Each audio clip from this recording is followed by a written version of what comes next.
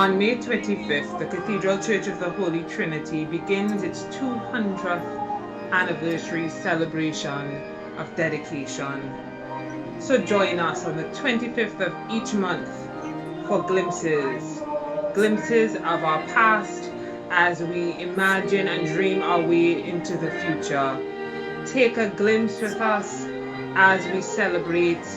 Look out on all of our social media platforms for glimpses of Holy Trinity Cathedral. I was privileged to share ministry at our Cathedral Church during the time of Bishop Roel Dudlin, then Dean, Reverend Dr. Nolly Clark, and Canon Colin Sampson. I was a member of the Cathedral Chapter for about 20 or so years, so that I can presume to claim that I have some knowledge and insight into the work and witness of our Cathedral Church. And our own Archbishop Desmond Tutu, in his style, God has a bias for the poor. There are some things common in all the above-mentioned statements. The Church, led by the Mother Church, the Cathedral, must engage the entire society of which it is a part, be identified with it, must be in the world, but not of it. This is the essence of incarnational theology which we proclaim. The Word was made flesh and dwelt among us. John chapter 1, verse 14. There is an important ritual which is part of the enthronement of a bishop. At a point in the ceremony, he makes his way to the main door and blesses the city, blesses the country. It is therefore correct to assume that the Cathedral Church leads the way in being salt, east, and light in the national community. Total involvement in the life of the entire nation. During my time as priest, I conducted missions to the city sponsored by the cathedral, and also several preachments at the cathedral. I always looked forward to the invitation to share the Friday midday worship when several workers of the various ministries, and sometimes including Prime Minister Patrick Manning, now dead, came to share in the worship. I was always privileged to share in the administration of the cathedral as part of the Cathedral Chapter. What impressed me about the cathedral mission were, one, the bishop knocking and seeking entry into his cathedral church.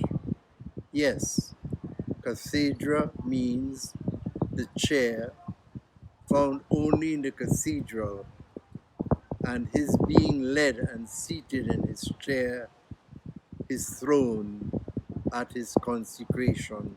Wow!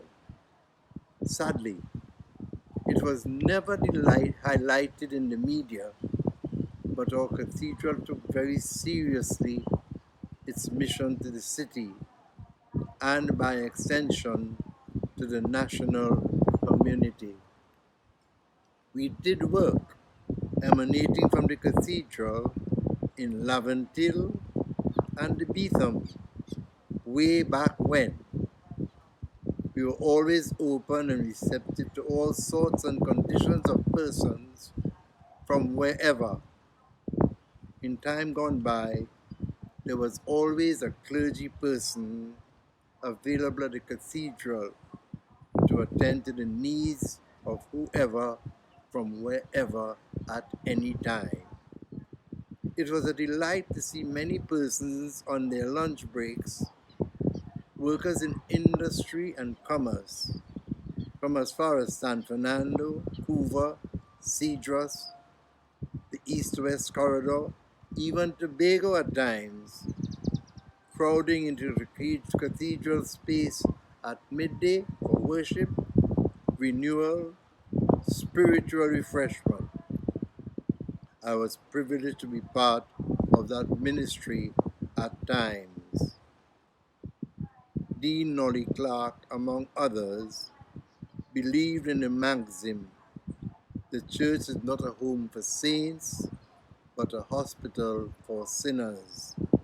And so, in whatever way possible, the Cathedral Church lived out the mandate as enunciated in Isaiah 61, 1-3.